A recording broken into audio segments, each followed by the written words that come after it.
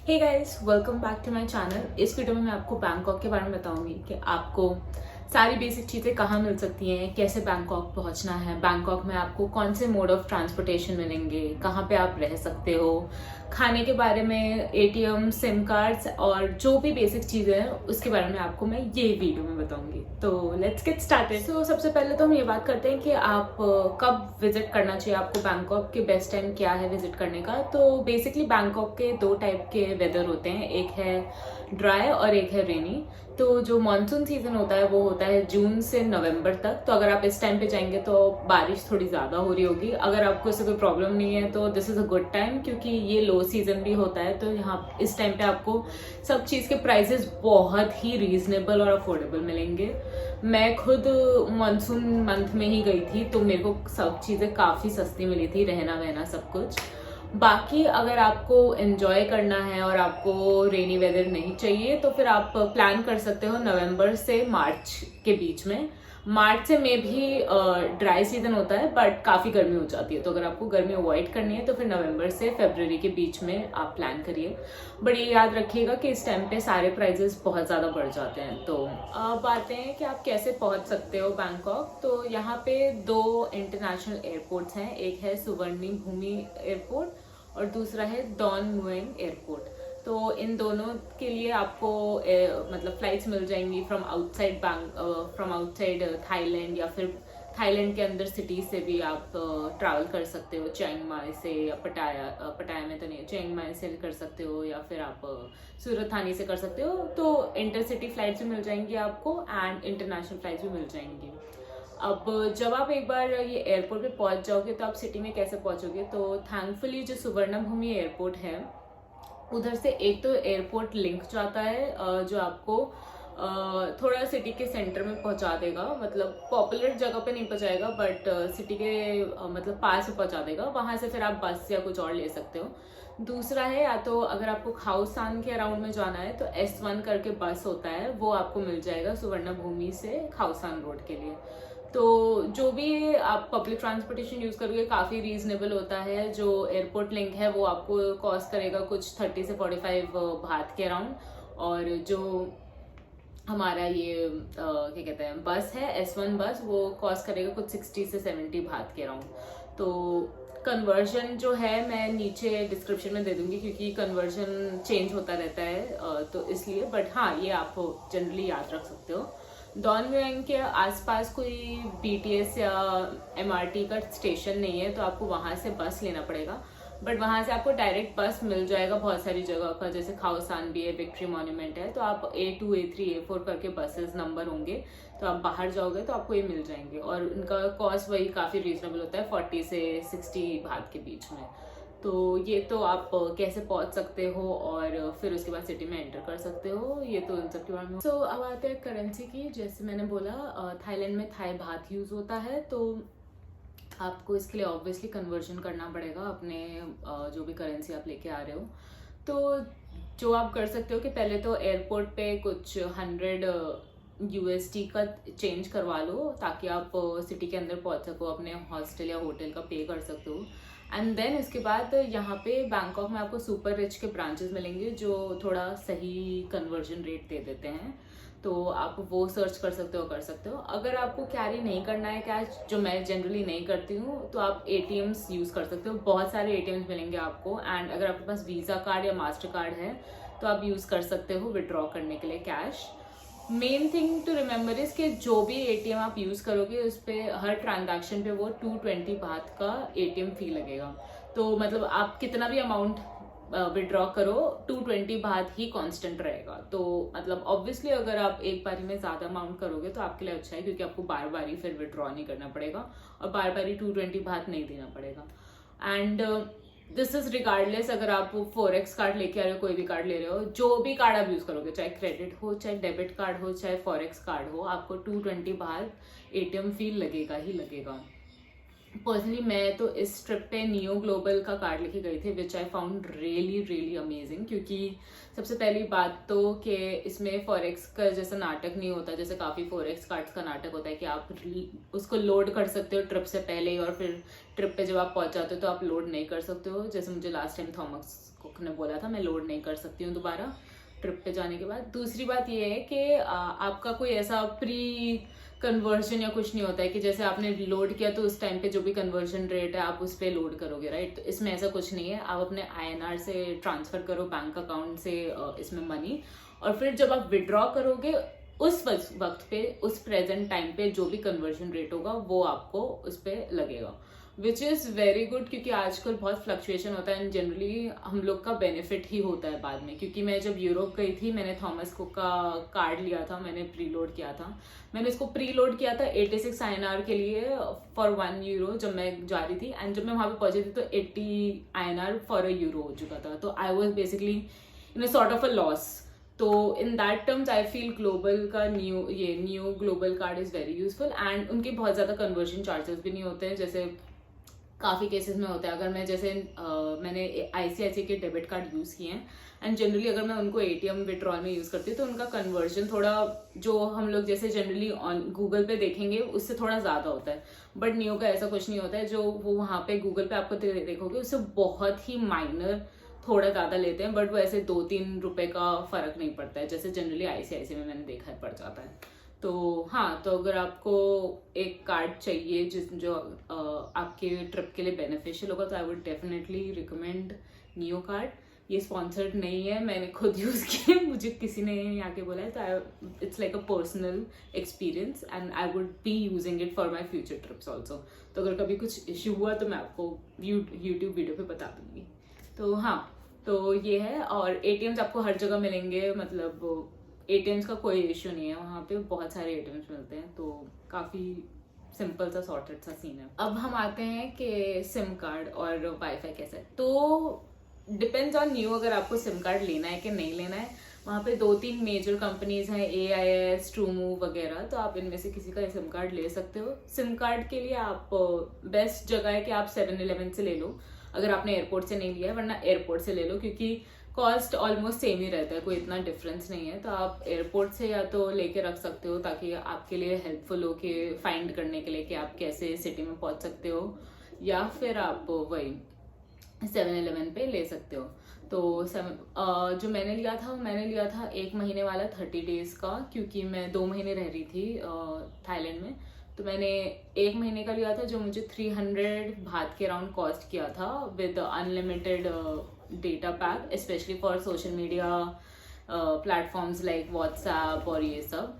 तो I would recommend आप वो ले सकते हो। मैंने ट्रू मूव का लिया था एंड इसका काफ़ी अच्छा सिग्नल था, मुझे ऑलमोस्ट हर जगह सिग्नल मिला था। I don't remember any place जहाँ पे सिग्नल नहीं मिला था मुझे, तो I would definitely recommend that. बाकी अगर आप थोड़े से ही टाइम के लिए आ रहे हो तो आप चाहे तो स्किप कर सकते हो सिम कार्ड, क्योंकि जो वाईफाई है वो जनरली हर जगह पे मिलेगा आपको, ऑलमोस्ट हर कैफे रेस्टोरेंट में मिलेगा, एंड होटल्स एंड हॉस्टल्स में तो रहेगा ही। एंड हर जगह का वाईफाई 5G है, तो बहुत अच्छी स्पीड होती है, बहुत इजीली काम हो जाता है। तो हाँ, तो ये मतलब मैंने 1 महीने के लिए नहीं भी यूज़ किया था सिम कार्ड, मैंने सिर्फ वाईफाई पे चलाया था क्योंकि मुझे हर जगह मिल गया था। तो आप करना है तो आप वो भी कर सकते हो, दैट्स अप टू यू। अब हम आते हैं कि आप सिटी के अंदर कैसे ट्रैवल कर सकते हो। तो सिटी के अंदर ट्रैवल करने के लिए आपके पास बहुत सारे ऑप्शंस हैं, डिपेंडिंग आपका बजट क्या है और आपके पास कितना टाइम है। अगर आपको कंफर्टेबल चाहिए, थोड़ा क्विक चाहिए और मतलब आपको बजट कोई इश्यू नहीं है, तो फिर आप यहाँ पे टैक्सी सर्विस का यूज़ कर सकते हो। टैक्सीज जनरली आपको रोड पे भी मिलेंगी, अगर आपको नहीं दिख रही तो आप डाउनलोड कर सकते हो 2-3 ऐप्स, वो है, एक है ग्रैब और एक है इन ड्राइवर। इन दोनों से आपको टैक्सीज मिल जाएंगी। ग्रैब में ऑब्वियसली जो कॉस्ट मेंशन होगा वही मतलब आपको पे करना होगा बाद में, या फिर आप क्रेडिट कार्ड या कुछ यूज़ कर सकते हो पेमेंट के लिए। इन ड्राइवर मुझे काफ़ी अच्छा लगा क्योंकि इन ड्राइवर में आप नेगोशिएट कर सकते हो। तो मतलब जो भी वो आपको कॉस्ट दिखाएंगे उसके बाद आप अपना कॉस्ट डाल सकते हो कि आप इतना पे करना चाहते हो, फिर आपको काउंटर मिलेगा ड्राइवर से कि वो बोल रहे हैं इतना पे करेंगे, तो आप ऐसे नेगोशिएट कर सकते हो, which is a good way to get a good deal. क्योंकि कभी कभार ऐप्स के प्राइजेस भी काफ़ी हाई होते हैं because of traffic and stuff. So हाँ, तो आप ऐसे कर सकते हो। बाकी अगर आप बजट पे हो तो आई वुड रिकमेंड कि आप BTS, स्काई ट्रेन और MRT, सबवे और इनके बसेस का यूज़ कीजिए। सबसे सस्ती तो बसेस है क्योंकि मतलब आप अराउंड 30 मिनट्स 40 मिनट्स की जर्नी आप कर सकते हो कुछ 15 बाथ में, which is the max at the moment, 15 से 18 बाथ बेसिकली। और BTS स्काई ट्रेन अच्छी है, it's quicker than the bus obviously, but हाँ आपको उसका कॉस्ट कुछ पड़ जाएगा 30 से 40 बाथ फॉर अ ट्रिप और समथिंग। सो आप देख सकते हो। एंड BTS और जो MRT है वो अभी हर मतलब उसके स्टेशन थ्रू आउट आपको बैंकॉक नहीं मिलेंगे, बट बसेस के मतलब बस स्टॉप्स तो आपको हर जगह पे मिलेगा, तो इट्स वेरी कन्वीनियंट।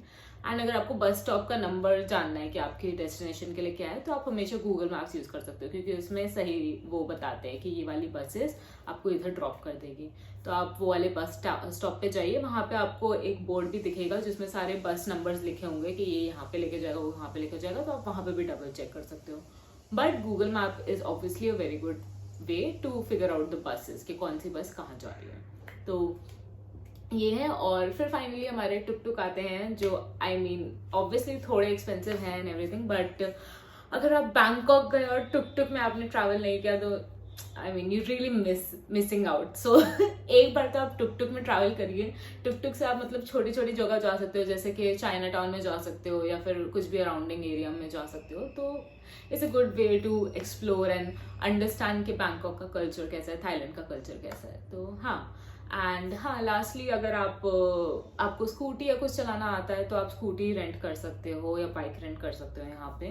तो उसके मतलब वो भी रेंट करने पे आपको काफ़ी बेनिफिट होगा और आप मतलब काफ़ी जल्दी जगह पे पहुँच जाओगे। एंड अगर आपको रेंट नहीं करना है या फिर आपको नहीं चलानी आती है लाइक मी, तो आप हमेशा मोटर टैक्सीज का भी यूज़ कर सकते हो। तो यही होती है हमारी बाइक टैक्सीज, और या आप ग्रैब पे या फिर इन ड्राइवर पे, दोनों पे आप इनको बुला सकते हो। तो हाँ, तो ये तो हो गया कि आप कैसे ट्रैवल करोगे बैंकॉक के अंदर। अब हम आते हैं कि आप अगर आपको ट्रैवल करना है बैंकॉक से बाहर या कुछ, तो आप कैसे कर सकते हो। तो जैसे मैंने आपको बोला कि एयरपोर्ट्स तो हैं, तो आप उधर से कोई भी कहीं के लिए भी फ्लाइट ले सकते हो। अगर आपको थाईलैंड के अंदर ही घूमना है और आपको थोड़ा बजट फ्रेंडली चाहिए तो बेसिकली आप ट्रेन्स ले सकते हो या फिर बसेस ले सकते हो। बसेस में जो सबसे मेजर बस स्टेशन है बैंकॉक का वो है चतुचक बस स्टेशन। वहाँ से आपको ऑलमोस्ट हर जगह की बसेस मिल जाएंगी। चिंग माई की बस मिलेगी, पटाया की बस मिलेगी, सूरत थाने की मिलेगी, फुकेट मिलेगी, सब जगह की मिल जाएगी। तो आप वहाँ से जाके ले सकते हो। सो अब हम आते हैं कि आप कहाँ रह सकते हो। तो मैंने अपने स्टे में मतलब मैं बैंकॉक कुछ टोटल 10 दिन रुकी थी, स्टार्टिंग एंड एंड के डेज को मिला के। एंड मैं 3 हॉस्टल्स में रुकी थी। एक था जीथाई हॉस्टल, एक था प्लॉय हॉस्टल, और एक था मेरा खाउसान स्टेशन हॉस्टल। तो in terms of facilities and all मुझे जीथाई और खाउसान स्टेशन बहुत अच्छा लगा था।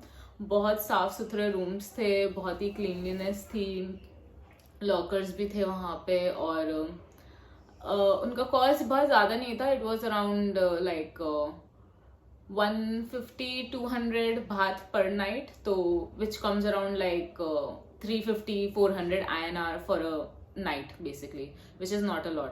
बट अगर आप थोड़ा चीपर के लिए जा रहे हो तो प्लॉय हॉस्टल था जिसका कुछ आई थिंक 60 या 70 बाथ पर नाइट था, तो वो मेरे को अराउंड 180 INR पर नाइट के हिसाब से पड़ रहा था। बट वहाँ पे I mean it was an very clean and everything, and बहुत ही क्रैम्ड अप स्पेस था उधर का। तो अगर आपको थोड़ा बेटर मतलब अगर आपको हाइजीन का थोड़ा रहता है तो I would recommend Ploy hostel. I would definitely recommend जीथाई और ये खाउसान स्टेशन। वहाँ के वाईफाई सर्विसेज बहुत अच्छे थे, मतलब काफ़ी फैसिलिटीज़ थी। एंड मेनली तो मुझे यही अच्छा लगा कि उनके वॉशरूम्स काफ़ी साफ़ सुथरे थे और मतलब जो भी डॉर्म रूम्स थे वो काफ़ी स्पेशियस थे, तो काफ़ी जगह थी। प्लॉय हॉस्टल में यही था कि कॉस्ट इसका कम था काफ़ी, मतलब उसका लीस्ट कॉस्ट है बैंकॉक में, बट वहाँ के वॉशरूम्स एंड बाथरूम्स इतने साफ़ सुथरे नहीं है, एंड जो डॉर्म रूम्स है वो काफ़ी क्रैम्प्ड अप है, मतलब स्पेस नहीं है।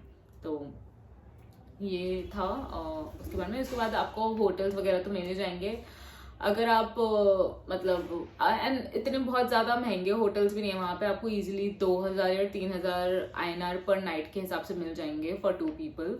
तो अगर आप 2 लोग हो तो आप जा सकते हो। अगर आप सोलो ट्रैवलर हो तो आई वुड रिकमेंड कि आप हॉस्टल्स में जाओ। एंड हाँ, जो भी मैं हॉस्टल में रुकी थी वो सब खाउसान के पास में ही था, तो it was like 10 minutes walk to the actual street. तो अगर आपको पार्टी का शौक है या फिर आपको थोड़ा बजट जगह पे रहना है, बैक पैकिंग एरिया में रहना है, तो this is a good place, Khao San का एरिया। और वहाँ से आपको बसेस और MRT BTS सब कुछ मिल जाएगा, तो कोई इशू नहीं है, कनेक्टिविटी सही है, बहुत बुरी नहीं है। तो हाँ, that's regarding where to stay. अब हम बात करते हैं कि खाने की। तो बहुत सारे ऑप्शंस हैं बैंकॉक में। आप रेस्टोरेंट में जा सकते हो, आप साइड फूड स्टॉल्स, आपको स्ट्रीट फूड बहुत मिलेगा यहाँ पे, आपको छोटे छोटे फूड शॉप्स भी मिलेंगे, तो काफ़ी ऑप्शन है। और अगर आप बहुत जल्दी में हो तो 7-Eleven में भी खाना मिल जाता है कभी कभार। तो बहुत ऑप्शंस हैं। जो मील है वो थोड़ा वेरी करेगा कि आप कहाँ से क्या खा रहे हो, बट आपको ईजिली एक दिन का मील अराउंड 100 से 300 बात में हो जाएगा आपका, कोई इशू नहीं है। बहुत बहुत ऑप्शंस हैं। तो ये तो खाने की बात हुई। और ग्रॉसरी एंड सुपरमार्केट्स भी बहुत सारे आपको मिलेंगे। बहुत सारे लोकल ग्रॉसरी स्टॉप्स और सुपरमार्केट्स रहते हैं हर स्ट्रीट में। एंड आपको 7-Eleven तो हर 300-400 मीटर में मिल ही जाएगा। तो अगर आपको ग्रॉसरी स्टोर्स नहीं भी मिल रहा है या फिर आपको समझ नहीं आ रहा है तो आप 7-Eleven में जा सकते हो। वहाँ पे आपको खाने के ऑप्शन मिल जाएंगे, स्नैक्स मिल जाएगा, सब कुछ मिल जाएगा। तो that's an option there. So guys, बस यही था बैंकॉक के बारे में। मैं आपको दूसरी वीडियो में दिखाऊंगी कि आप कौन सी प्लेसेस विजिट कर सकते हो बैंकॉक में और क्या क्या करने को है और क्या आइटनरी आप फॉलो कर सकते हो। एंड आई होप ये वीडियो आपको हेल्प किया हो बैंकॉक का ट्रिप प्लान करने के लिए। अगर आपको कोई भी क्वेश्चन हो तो प्लीज़ मुझे कमेंट से बताइएगा। And please please like, share और सब्सक्राइब करना मत भूलिएगा। एंड शेयर करिए अपने दोस्तों के साथ। तो ओके, बाय।